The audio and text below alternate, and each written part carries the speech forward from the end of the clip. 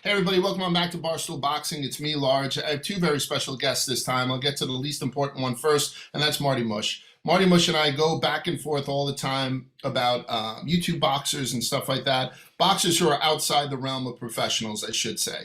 Marty was a big-time athlete as a kid growing up. He's also been in the ring. He fought in Rough and Rowdy and was victorious. So I've always considered him a guy that I like talking boxing with and a guy that I like disagreeing with when it comes to some guys that I don't even know their fucking names. That's Marty out of the way. He's going to be on with us for the whole interview. Secondly, more importantly, I got Tommy Fury with us. Tommy Fury from Manchester, England. He's a 23-year-old, I think now. Tommy, 23?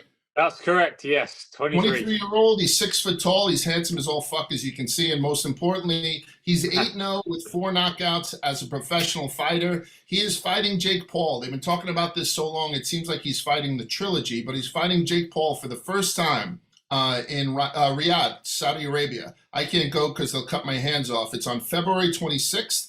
You can see it here in the US on ESPN Plus pay-per-view, or you can see it over in the UK on BT Sports Box Office. Alrighty, Tommy, welcome aboard to the show. How's everything going? Everything is absolutely amazing. It couldn't be any better. Feeling fantastic. Just counting down the days now.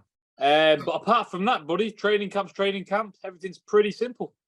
Marty, I'm going to go first if that's cool with you. Tommy, I know your professional career started in 2018, but I'd like to give people some deeper perspective. When was the first time you stepped into a ring? What kind of amateur career did you have? How long have you been, because you have the name, you have the pedigree. Obviously, Tyson Fury is your half brother. Huey Fury is still active and he's your cousin. We're going to talk about your father, John Fury, in a little bit, who could be probably the most dangerous Fury who's alive right now. But when did you first strap on the gloves? How long have you been fighting?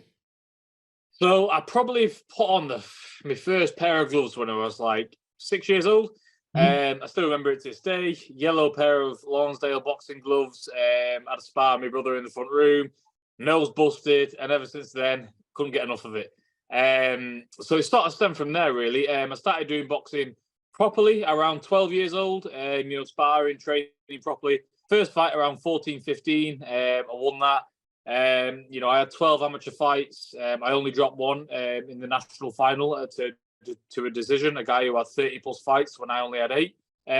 So a pretty good amateur career. I got a good few titles, most what I could in 12 fights. And that's it, to be honest. I've been doing this all my life. It's literally fighting for us, boxing for us is like, having a drink of a cup of tea. It's just what we do. We are born to fight, and that's all we ever have done.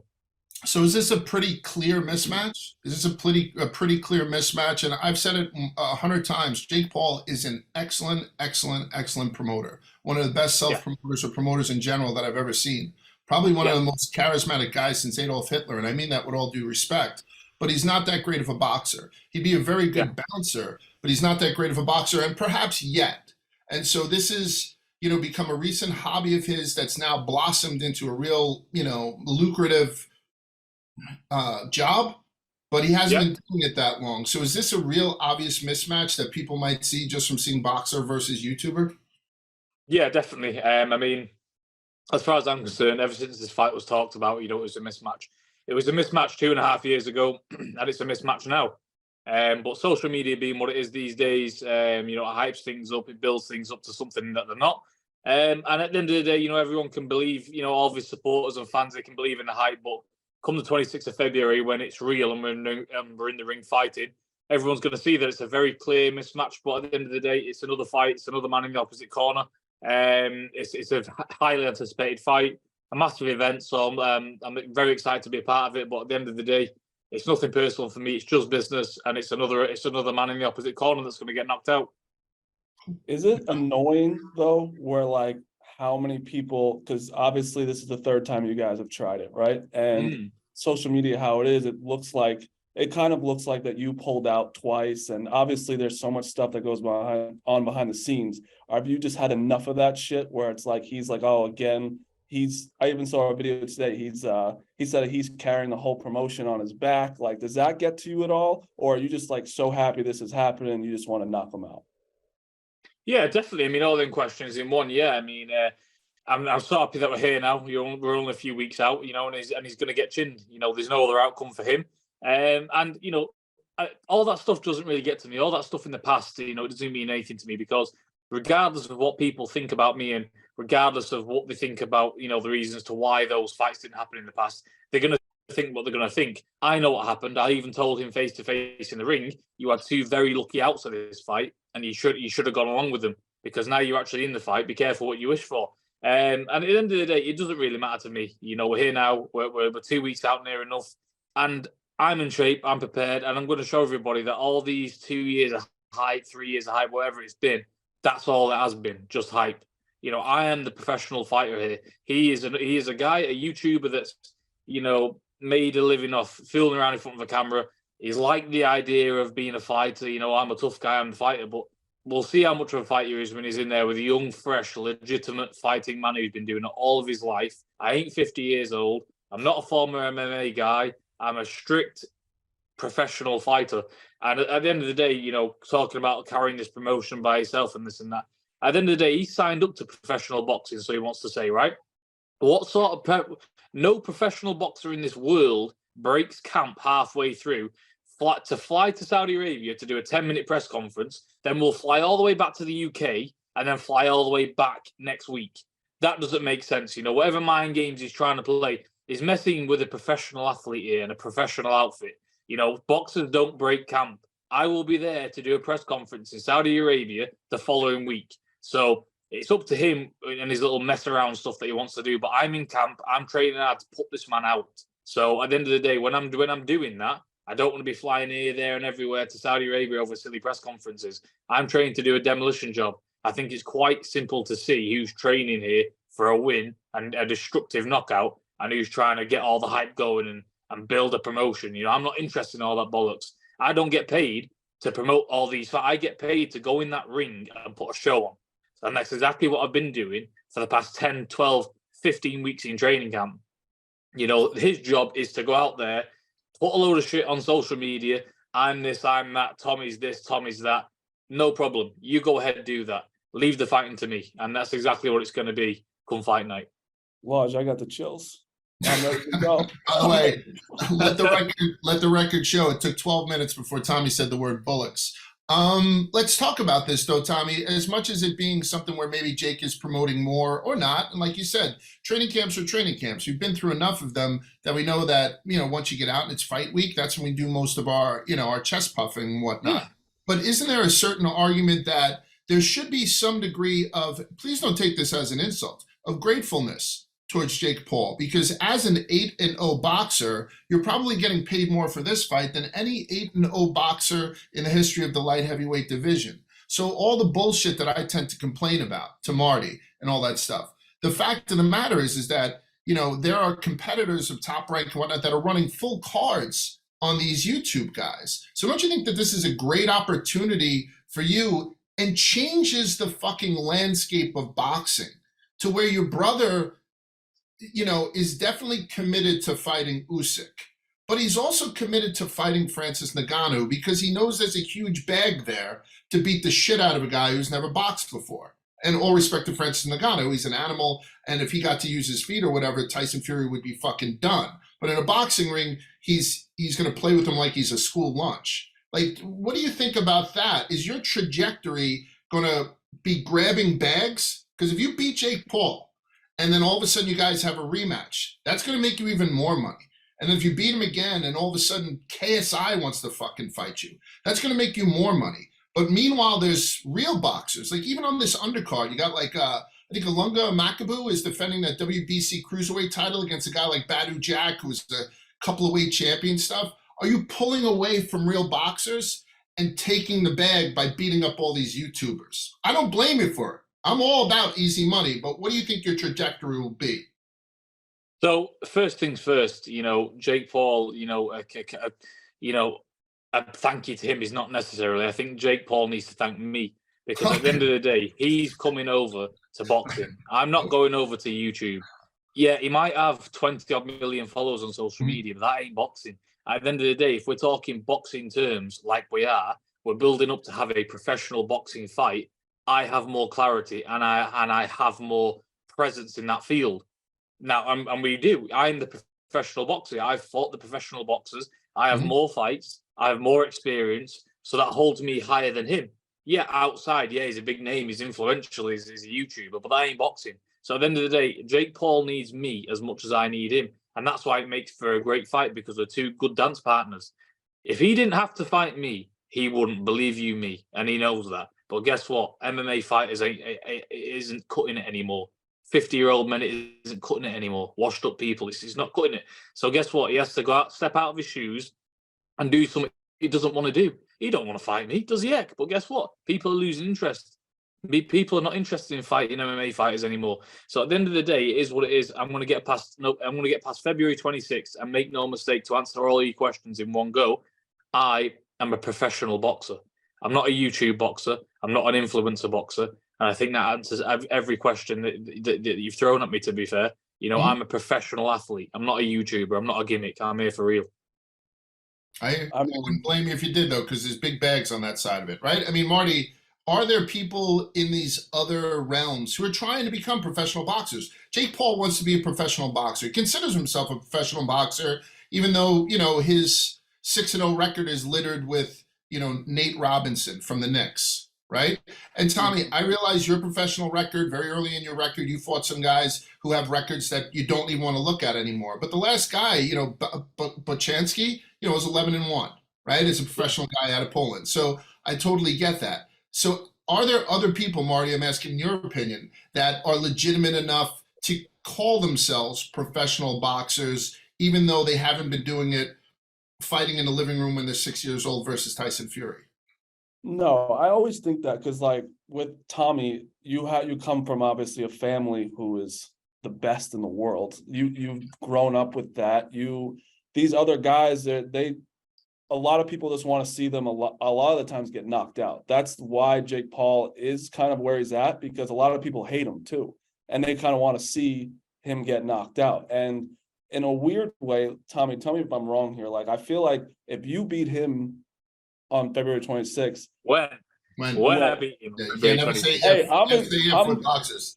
Yeah, you just know ifs. When you beat him on 20, don't you feel like you, like, pretty much you can be the person to put a pin in all of this nonsense? Like, you can be the one that says, because no one will really, there'll be no allure to Jake Paul anymore after you beat him, right? Like, and then also, I know you don't like to think of the other way, but if he beats you, does that kind of put a little stamp on your name? Like, oh, well, he lost to a YouTuber. Can we take him seriously? Do you think about that at all? No, definitely not. As myself, an undefeated professional boxer who believes the sky's his limit. You know, failure and losing never come into my mind, not once. There's not been one time or one night in this training camp or my entire life where I've dreamt about me and Jake Paul fighting and him beating me. There's just no way. There's no way in the world. I could have one hand tied behind my back and still beat him, because he's not a boxer. Like, I think everyone's forgetting here. Like, you know, yeah, he's a great YouTube boxer. Put him against KSI and Deji and all these whole pappies I don't even know. But then put him in against an amateur boxer. He'll get schooled. He'll get taken to school, because it's different. It's different levels here. Like, and that's what I'm gonna show on February 26th. Like, at the end of the day, Jake Paul is, you know, he's a master salesman and whatnot. He is what he is. But I think everyone's under an illusion that, you know, Jake Paul can't lose. Like, he's got like he's Floyd Mayweather. Like, if he loses, it's over. His brother Logan has had 4 or 5 boxing fights, and his brother Logan has had 5 or 6 boxing fights, and he's lost every single one of them. So it doesn't really matter for him. He's a content creator. That's what Jake Paul is. People want to see him do mad shit. Guess what? Jake Paul, a YouTuber, Disney guy, he's fighting a professional boxer. So what? Win, lose, or draw for him, he's still got in the ring and he still fought a professional boxer. And that means there's more pressure on you, Tommy. Jake Paul can lose to a professional boxer, and we know everyone has a puncher's chance. Jake Paul has a big right hand. He telegraphs it. No, I beg to differ. Okay, so everyone has a puncher's chance. Like, I think Jake Paul against me. Okay. Maybe Deontay Wilder, yeah, but not Jake Paul. An idiot like that. I'd let Jake Paul hit me. There's not an issue there. Okay, I mean, I love this shit. Then I love this shit that you're talking here, because as me and Marty sit down and we talk to you, and again, it's the first time that I'm speaking to you in my life, Tommy. We've never had the pleasure of meeting each other. And it seems to me that when I said that this was a mismatch, or is this a mismatch coming in? That's exactly what you're saying. I'm going to move on one sec. How are you keeping your dad in a cage for this? Your dad is going crazy. He almost punched the fucking TV the other day. For people who don't know, John Fury is a crazy son of a bitch in a very, very good way, and he's very protective of his kin, right? He's very protective of his kin. Jake Paul tends to do that gotcha cap type shit to Floyd Mayweather, and he gets away with it. You do gotcha cap type thing to John Fury, and I wouldn't start my own car that night, you know? So how are you keeping your dad in check throughout this? Oh God. Well, basically, if Jake Paul ever tried to take me dad's hat, or flat cap, should I say, because that's all he wears, Right. he wouldn't run after him. He'd just get hit with an uppercut and a triple left hook, and it'd be out cold.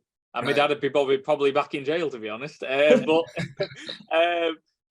it's not going to get to that, because at the end of the day, my dad, myself, Tyson, we all know what this is. It's a charade. It's whatever. Yeah, it's a real fight. You know, it's whatever. Nothing's whatever. We're in there and we're properly fighting, but it is what it is. Like, we all know it's not a proper, legitimate boxing fight. Like, it is what it is. We've got to sell pay-per-views. We've got to do whatever else. You know, it is what it is. It's all tongue in cheek. But at the end of the day, you know, this guy, you know, I'm telling you now, looking you in the eye, as much as I can over a camera, I am going to obliterate this man.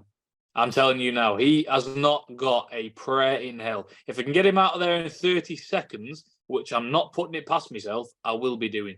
Because this guy, he shouldn't... mentioning his name in the same sentence as mine is disrespectful to me.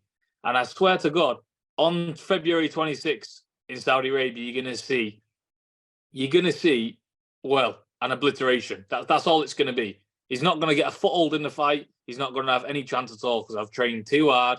I'm too switched on, and he's going to sleep. He says four rounds or less for you. He says that's 4 rounds. You'll be on the. He's copying my prediction again, isn't he? I mean, I said 4 at the start of this, so he wants to copy me there. But guess what? I'll go 2. I'll go 1, because I can get him out of there in a round. Not a problem. Let me just say this, yeah. As soon as Jake Paul is touched anywhere on the body, anywhere on the face, flush with either hand, it's over. The fight will be over from there. And I will put everything I own on that. It'll be over from there. All right, before we let you out of here, on a scale to 1 to 10, how's this impersonation? I'm going to do your brother. Hey, Tommy, this is Tyson Fury, the Gypsy King, and Jake Paul's a fucking wanker. Give it to me, 1 to 10. I've been working on that. Just on what you said, I'll give it a 10 out of 10. All right. All right, so that's... I will say real quick, before Large he was joking, I think, but I was a Love Island fan, by the way. Did that kind of help you a little bit, though, also? Like, obviously, you have dad strength now going into, congratulations on the kid. You have dad strength going into. Thank you very much. I appreciate it. Fight. But like did that help you a little bit too? Because you're kind of in the influencer world now as well. Like, people know you as a Love Island Tommy instead of boxing. You both. So it's like it's kind of influencer against influencer a little bit. Yeah, I mean, don't get me wrong. I'll never ever shy away from the fact that I went on Love Island and whatever else. You know, Love Island was a great career move for myself. Loved every minute of it. Met me girl in my dreams on there. Got a beautiful baby girl now. It was the best thing I ever did. You know, hold my hands up. It's great, 100%. But that was Love Island, and this is professional boxing.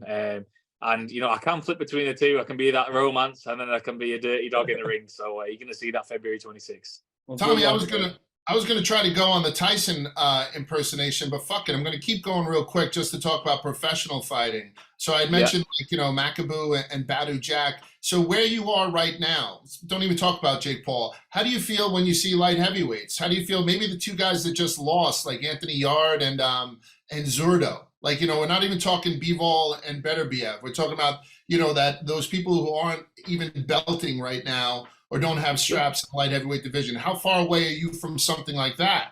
A fight, you know, on that level? Honestly, you know, I'm a big realist. You know, I am. I'm 23 years old. I believe I can achieve a world title, 100%. I believe that with everything I've got, full confidence. You know, and we're in no rush. I'm 23. You know, there is no rush at all. I don't care how long it takes me, as long as I get there. You know, I will be a world champion one day. I've said it from the minute I put on a pair of gloves. I've said it throughout my whole career so far, and that is the end goal, and I will achieve it.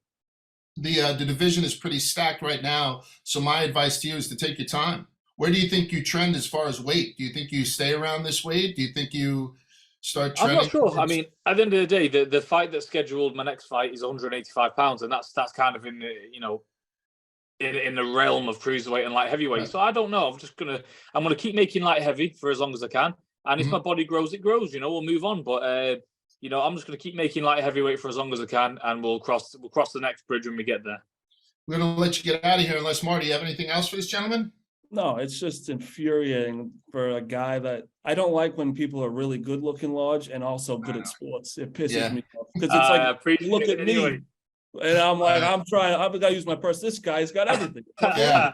That's the exact opposite. I'm terrible at sports, but I'm so fucking good looking. You know what I mean? Hey, and Tommy, I want to 1 point. I gotta show I'm 1-0 in boxing. I did fight someone. So I need some one time we can get together, maybe look at my film. I gotta get to 2-0.